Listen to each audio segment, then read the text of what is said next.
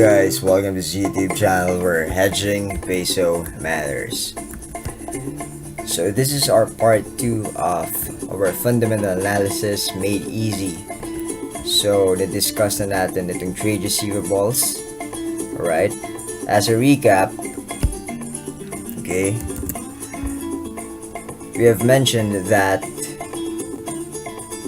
okay, in the earnings summary, dapat increasing ito lagi. Alright, if you notice the year, if you take note of the year, dapat 2012, 13, 14, 15, 16, alright, dapat pataas po ang kanyang net income. Alright, so from 1 billion gradually it goes up. Alright, so again, here we can see the health of the company. We can depict the health of the company by, of course, really looking at it that should be increasing. Pag bumababa yan, of course, it serves as a warning for us na medyo iwasan natin yung company. We're not supposed to invest there kasi syempre pababa yung kanilang net income, or in short, hindi na sila kumikita. Now, in the previous video, I've mentioned also the trade receivables, which is defined as the billings that are typically documented in formal invoice, and explain ko rin doon sa first video kung ano tong trade receivables na to. Right? Now, as a recap again, itong trade receivables, dapat mas malaki po siya sa ating cash. Right? Kasi, ito yung pera na hawak ng company at this point. Yung trade receivables, ito yung pera na matatanggap ng company. Alright? So, bakit ganun? Bakit kailangan mas malaki yung cash kaysa dun sa receivables? Kasi, what if, diba nga sabi natin here, receivables are arising from normal operating activities. Ito, claims ito against other entities. Right? What if yung other entities na yun would be bankrupt or would be insolvent? Right? Malugi sila.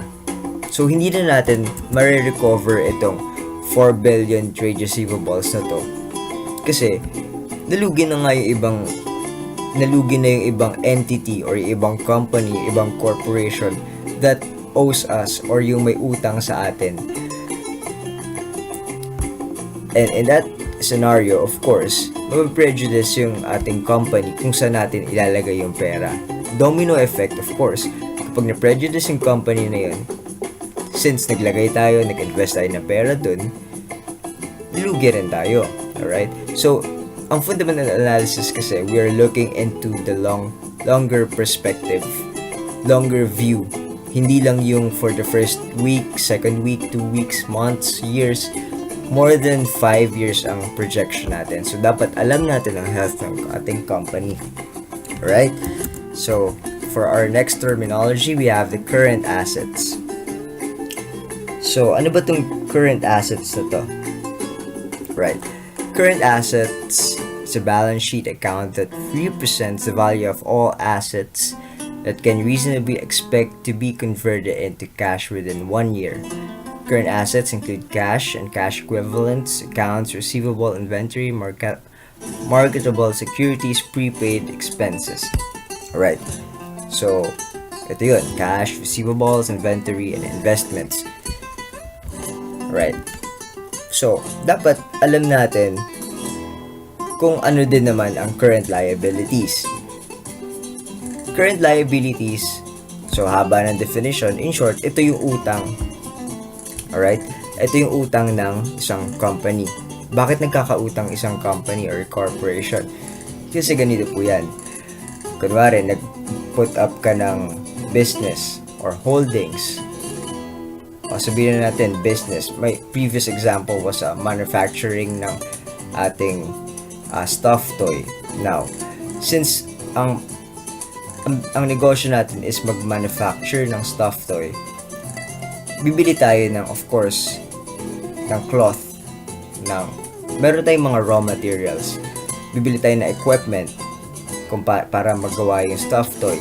Magbabayad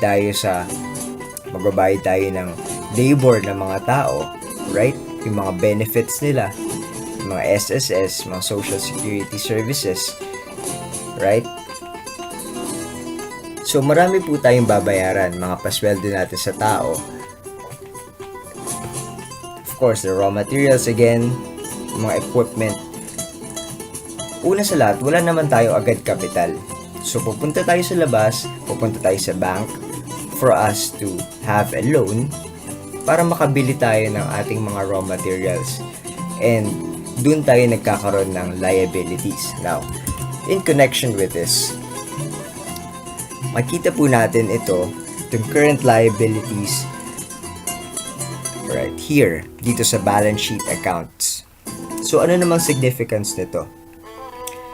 Always remember that the current assets must be bigger or greater than the current liabilities. Alright? Always. So, ito, isa natin titignan. Alright, meron na tayong tatlo. Okay? First of all, dapat increasing ito. If I were you guys, I'll be taking this down. Take note natin ito. So, meron na tayo dapat increasing ang earnings nila per year. Next is the trade receivables must be lesser than the cash.